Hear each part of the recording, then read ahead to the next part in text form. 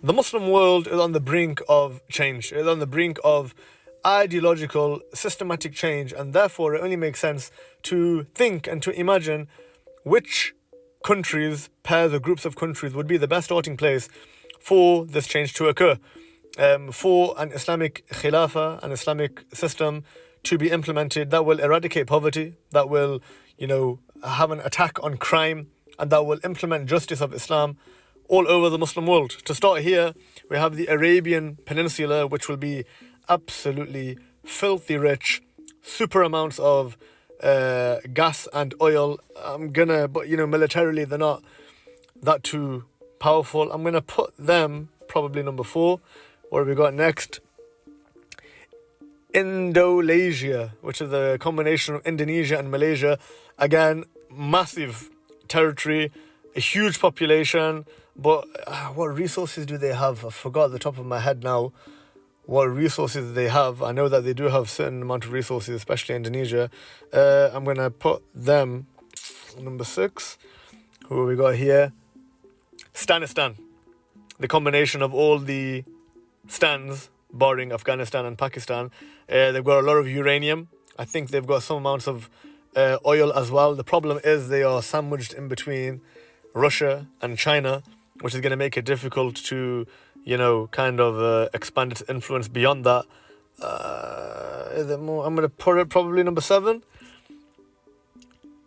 Turkey, which is a combo of Turkey and Syria.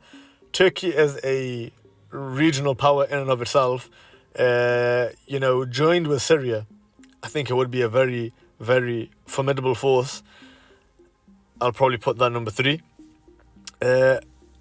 Sahelia, which I assume goes by the name on the Sahel.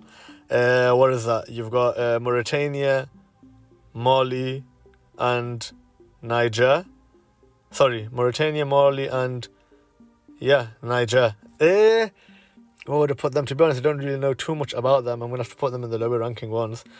Jorak, which is Jordan and Iraq. That's a difficult situation to be in, sandwiched by the Gulf, Turkey, Iran. Resource-wise, they've got a lot of oil. Combined, not a massive population. I'm going to put it above... I'm going to have to give it number 9, I think. Who we got here? Moralgesia, which is Morocco, Algeria, and Tunisia. They're on they border the Atlantic. They've got access into Europe, into Africa, the Mediterranean Sea.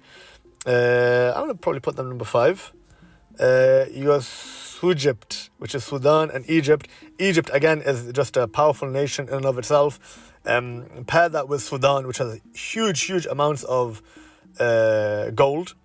Egypt has got a lot of gas, and it used to be known as, one of the bread baskets of Africa, producing a lot of wheat. I'm going to probably put that number 2. Ymania. What's that? Somalia, Yemen, and Oman. Somalia, Yemen, and Oman. That will be a really good naval power. They've got access to the Straits of Hormuz. They've got access to the Red Sea, Bab al-Mandab. They've got, on the kind of Horn of Africa, access to the Indian Ocean. I don't think it gets the top spot, though, above Turkey or Egypt. I'm going to have to put it, unfortunately, last. And last but not least, without trying to be biased, but I genuinely do believe a combo of Pakistan and Afghanistan together.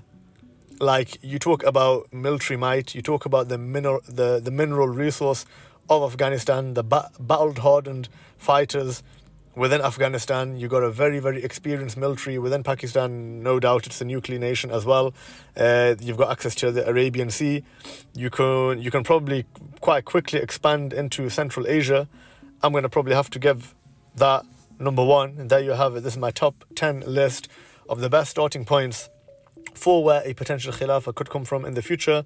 Bearing in mind, this is purely hypothetical and Allahu Alam what is going to happen in the future. But it's always interesting to, imagine what the future will look like. It's interesting, and actually it's vital to always have a vision and a perspective beyond the current status quo, because unfortunately, the current status quo is just not working. The world order today has crumbled. The institutions of the world today, be it the UN, be it the IMF, be it the ICJ, be it all these different institutions, they have failed. They have failed the average person. They have failed the absolute majority of the population of the world. And they have failed, of course, the Muslim world completely. We have defunct, colonized, occupied systems that are just completely wreaking havoc in the Muslim world and beyond, in what they call the quote-unquote third world or developing world.